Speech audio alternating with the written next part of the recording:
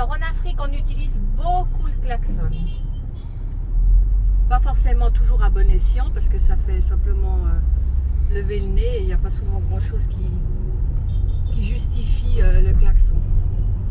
Mais bon, c'est comme ça, c'est l'Afrique. Hein.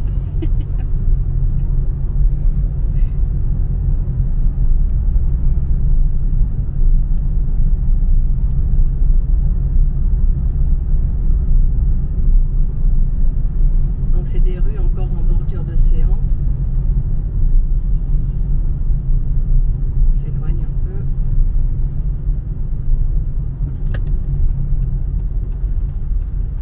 Oups. Il y a encore beaucoup de rues qui ne sont pas goudronnées. J'évite un peu, à mesure du possible.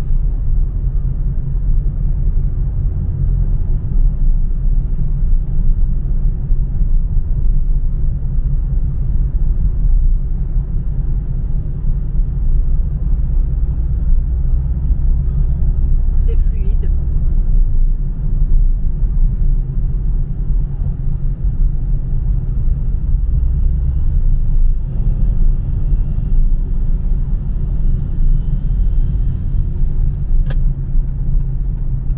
On va tenter là.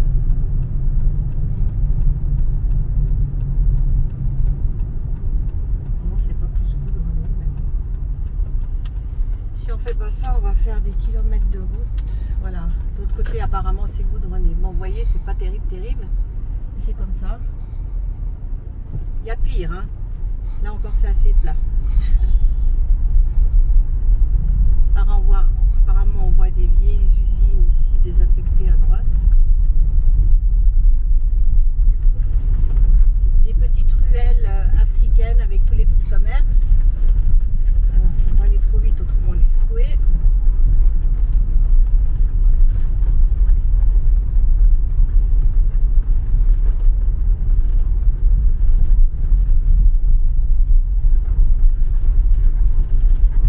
Donc en Afrique, si vous voyez des publicités qui vous disent villa louée, meublée à 600 mètres du goudron, ça veut dire que vous êtes à 600 mètres d'une route goudronnée. Il faut savoir ça. Ça peut être ennuyeux au moment de la saison des pluies. Parce que, naturellement, que ça fait un peu de la tiaf. C'est moins facile à circuler dedans, autant à pied qu'en voiture. Là, vous voyez, il y a beaucoup de deux roues, donc c'est eux qui vont plus vite que les voitures, à la limite. Faut se méfier. Pour celui qui prend une voiture. Dans l'Afrique, c'est un peu comme ça. Il faut pas avoir peur d'avancer.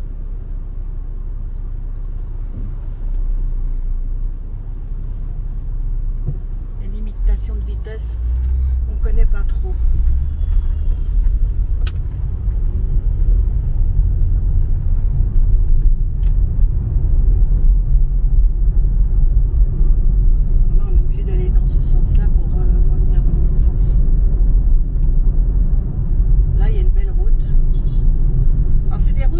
De temps en temps payantes, un peu comme chez nous les autoroutes, sauf que ce ne sont pas des autoroutes. Alors vous avez même un Liberty, j'étais étonnée de voir qu'il y avait le Liberty, mais ce ne sont pas des autoroutes, ce sont des routes goudronnées avec un sens souvent unique, mais il y a quand même des petites routes.